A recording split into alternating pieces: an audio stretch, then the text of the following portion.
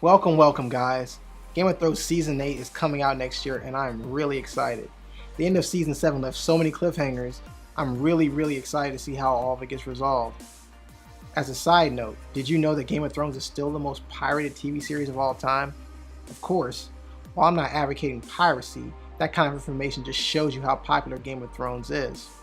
Have you ever asked yourself why Game of Thrones is so popular? Is it the breathtaking cinematic action scenes? Is it the sexually explicit imagery? Or maybe it's just the great storyline that we've seen unfold over the past 7 seasons.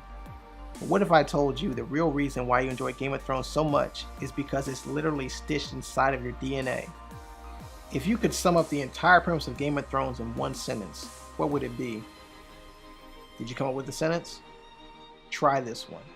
A kingdom restored to its rightful heir who will bring peace to the land by uniting all who follow him while destroying the evil army who opposes all of humanity. Write that sentence down, we'll come back to it later. Now I've got to warn you, if you haven't caught up with the latest season of Game of Thrones, you might want to leave the video now as the next revelation reveals some critical plot spoilers. Okay, you've been warned. From the beginning of Game of Thrones, we've been led to believe that Dany Targaryen, the exiled daughter of the Mad King Aerys, was in line to inherit the Iron Throne. As she conquered the lands outside of Westeros with her dragons, it appeared inevitable that she would take the throne one way or another. But during last season, it was revealed that the bastard, Jon Snow, wasn't just your run-of-the-mill Ramsay Snow type bastard. Jon Snow was in fact the son of a legal marriage between Lyanna Stark and Rhaegar Targaryen. So the fact that Rhaegar Targaryen was the eldest son of Aerys Targaryen would mean his offspring would have the right of rule over Dany to the Iron Throne. So after 6.5 seasons of being exiled and spurned by his family and renouncing his name to defend the Wall, Jon Snow, legally known as Aegon Targaryen, has the authority to rule over the Seven Kingdoms of Westeros. Now, hold that thought. Remember earlier when we mentioned Game of Thrones was the most pirated show of all time?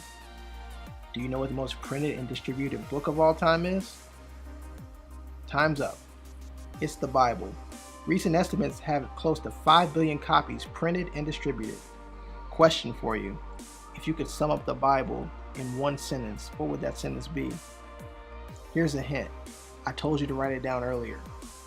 A kingdom restored to its rightful heir who will bring peace to the land by uniting all those who follow him while destroying the evil army who opposes all of humanity.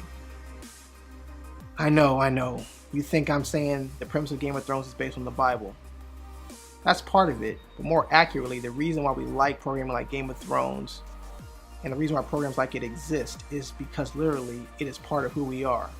Matthew 4:17 says, "From that time Jesus began to preach and to say, 'Repent, for the kingdom of heaven is at hand.'" Okay, Frank, now you're losing me. What does the kingdom of heaven have to do with the 7 kingdoms of Westeros? I'm glad you asked. Literally everything. Believe it or not, the way people understand religion today is a complete departure from the gospel that Jesus talked about spreading to the far ends of the earth. In fact, most Western interpretations of God and Christianity are built on a set of rules that qualify those who may be worthy, almost like a members-only club.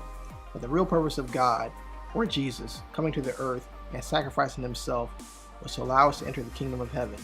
You see, during his time on earth, Jesus was sent to redeem his people, the Jews, as he was their rightful king. However, during his time on earth, he was not recognized by his people as king, and was crucified to bring life to all those, even the ones that played a hand in his demise. But after Jesus rose from the grave, he reconciled all nations so that all who believed in him as the Son of God, rightful heir to the kingdom of heaven, could enter into the kingdom without any other qualification. In fact, the mandate now for those who follow Jesus are not to wear "What Would Jesus Do" bracelets or abstain from listening to secular music, but to spread the kingdom of heaven throughout the earth with our actions, showing peace, love, and kindness to those we encounter, so they too might want to be a part of the kingdom of heaven. Whew.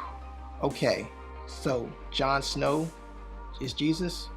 Not exactly. But the way Jesus' death reconciled Jews and Gentiles into the kingdom, and the way Jon Snow's death and resurrection united the wildlings, or the free folk, and the 7 kingdoms of Westeros to fight under one banner against the army of dead is a quite interesting parallel. Think it's still a coincidence? Game of Thrones isn't the only fiction where we root for a just king to return to his throne to rightfully rule the nations. Consider Aragorn from Lord of the Rings, or more recently, T'Challa from the Black Panther. And both of those characters almost perished and had to be resurrected before they could claim their rightful place of rulership to unite their respective kingdoms. So what do you think? Kingdom of Westeros based on the Kingdom of Heaven? Let me know your thoughts in the comments. Perhaps I can give him justice.